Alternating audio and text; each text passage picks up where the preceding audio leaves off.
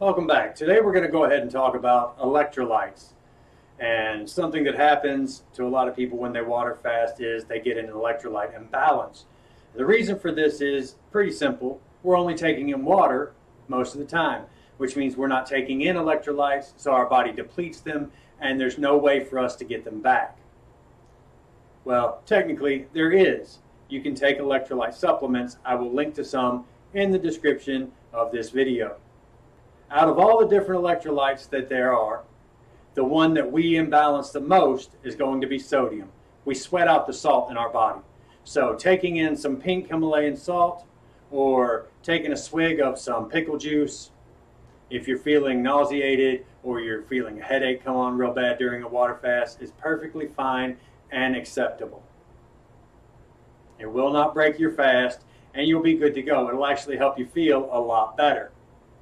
Now, some people like to supplement electrolytes from the very beginning of a fast. That's fine also. It can sometimes help you get through the first 3 days of hell. Electrolyte imbalance is probably the only negative side effect that I've personally experienced from water fasting.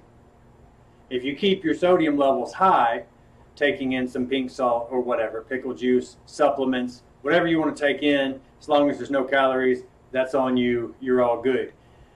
So as long as you keep your sodium levels high, your blood pressure won't dip as low so you don't get as dizzy when you stand up.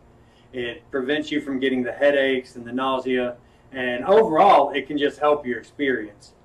But for those people that are wanting to do a pure water fast, you can survive without an electrolyte supplement. So the first fast I ever did, I did 26 days with no electrolytes. And then I took in some sodium and did 4 more days to finish at 30 days for my very first extended fast. Those of you that have been watching me for a while already know this.